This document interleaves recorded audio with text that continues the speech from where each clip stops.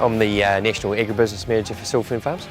What our strategy stands for is it's creating an integrated value chain, which is our plate to pasture. And when integrated value chains work well, that chain works both ways. So it's integrated with the consumer. They know where that product's coming from, they know why they're paying more for it, and vice versa, the farmer knows where their product's going to and the reasons why they need to do their job properly. We need good farmers producing good quality animals that then in turn they grade well, they come through BFEQ at a high hit rate. We then convert that into a premium product. That's the whole objective in an integrated value chain, is to create value that we can pass on through to our customers producing the good product. The farmers are increasingly getting more and more information back from us as a processor. So they're getting their traditional grading information, which is coming back on their kill sheets, but they're now starting to get a lot more information based on kill data around the eating quality. So we're providing them with different scores across those carcasses, showing where they passed and failed. I'm Sam Mora, and this is my wife Hannah, and together we farm here at Ohaniamiri in Central Hawke's Bay. Ohaniamiri is 1,140 hectares in total. 385 of that is leased from a neighbouring property, and we run the same system over the whole business. Farm IQ we got involved with right from the get-go, which was 2010. It sort of fitted with how we were operating at the time. Farm IQ has turned into one of those tools that helps us make better decisions on farm. We get to collect a lot of data and then create a plan around what that data shows. And yeah, it's just added some good efficiency into our farming business. I guess the key one for us being an all-terminal system is growth rate.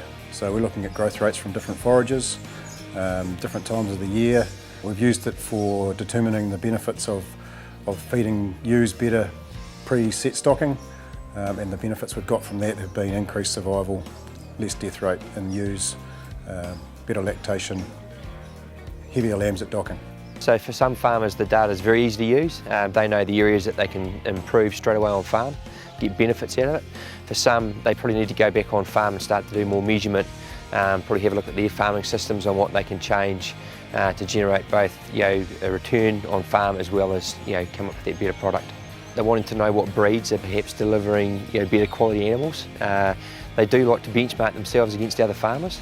For us as a process, we don't necessarily have all that on-farm data to do that, but we'd like to do more of it, and that's why Farm IQ is in there. So if farmers are collecting farm data, we can start to match that with our kill data and actually give them really accurate examples of where they could do better. We're looking at kill sheet data around grading. Key one is the defects. This year we've identified liver issues as a bit of a concern, so we'll look to do some sampling at weaning time and see if we can get to the bottom of that. Welcome to Silver Fern Farms Takapo. I'm Laurie, Plant Manager. Silver Fern Farms Takapo was established in 1981 by a group of Hawke's Bay farmers.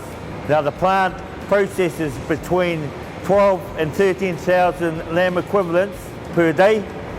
So as we've gone through the plant today, we've seen a lot of technology being adopted. So from the point that those lambs come in with an EID tag, they're red, and we can now start to add the data that we've traditionally captured within a processing plant to add value back on farm. So today we've seen the weights and the grades being measured, we've seen the diseases and defects being measured, and then as we go through we're getting X-ray data which is showing proportion of carcass, which then drives our primal cutters to split that carcass up into those different cuts. So all that adds up to a lot of information that farmers can now take back on farm and actually start to look at where the feeds or breeds or even their on-farm management is having an effect on those yields or overall composition of that carcass, which I think it's the start of something that we need to do more of. We cover a range of defects, so starting with the carcass, we're picking up obvious things like bruising, arthritis, anything that's going to downgrade that carcass. But we also look deeper inside the off of the animal, so we're looking for things like pleurisy, ovis, other things that obviously are barriers for us to sell our product into the market. And we can pass it all back onto the farmer. It's all your information in one place. You can go in there, you can generate health and safety reports, you can generate animal health reports, you can generate drenching reports based on timings, products, batch numbers, expiry dates. It's just a fully traceable system, I guess, down to that particular animal. You can collect all the data in the world, but unless you've got a reason for collecting it, it's just numbers. Yeah, so it's working smarter, not harder, is probably the key to it. Identify what you want to address, whether it be an issue or a severe problem, and then use the data to help solve that problem. Farmers are looking for the result from all that hard work they've put into producing prime animals. So, I think as we walk through today, you definitely see that, and this is really the end of the story for them. All that hard work's cultivated in producing, retail packs that we can go out and sell for more money, and then we can pass that value back onto the farmer. So it's that complete loop, journey finished.